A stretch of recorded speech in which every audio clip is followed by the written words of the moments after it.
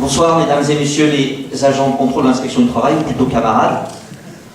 Donc moi je suis secrétaire de Subcommerce. On est membre également avec donc, la CGT, la CFDT, la CGC et l'UNSA, une intersyndicale désormais bien connue, l'intersyndicale du commerce de Paris.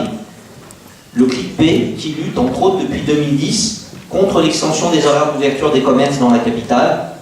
Donc que ce soit le travail dominical dans les supérettes ou dans les commerces de Bercy Village, que ce soit le travail de nuit chez Apple, Uniqlo ou Sephora, ou l'ouverture du magasin le 1er mai, et ben c'est nous, et puis c'est aussi de plus en plus, en grande partie, vous.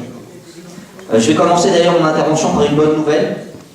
Ce jour, la Cour d'appel de Paris a confirmé la condamnation de la société Orgar.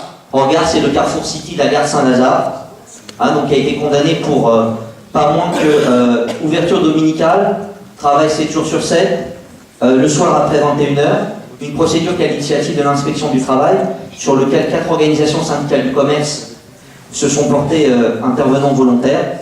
Et donc on a fait condamner ce patron, ce faux indépendant qui menaçait d'ailleurs de licencier des salariés si on l'empêchait d'ouvrir comme bon lui semble. Et donc le juge condamne y compris la société à verser 7 000 € de dommages et intérêts et 2 500 € d'article 700 aux organisations syndicales.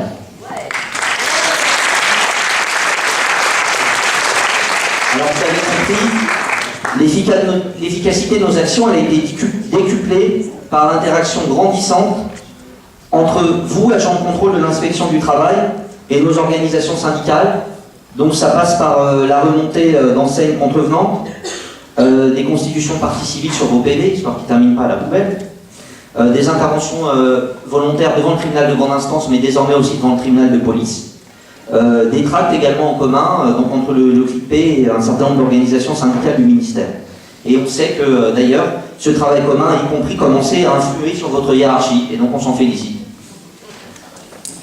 Ce travail commun, évidemment, constitue un élément du rapport de force vis-à-vis des patrons du commerce et du gouvernement, qui après la loi Maillet sur le travail dominical, nous prépare la loi Bailly avec son lot de régression sociale. Maintenant, pour être un peu plus grave, cette réforme tant décriée, si elle s'appliquait, aurait pour effet, entre autres, de vous dessaisir de votre pouvoir de sanction. Or, seul le pouvoir de sanction est à même d'assurer l'effectivité du droit, tout simplement.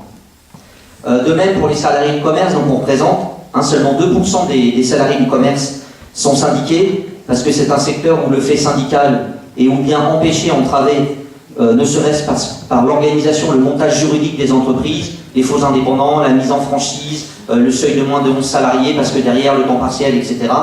Mais aussi la répression antisyndicale.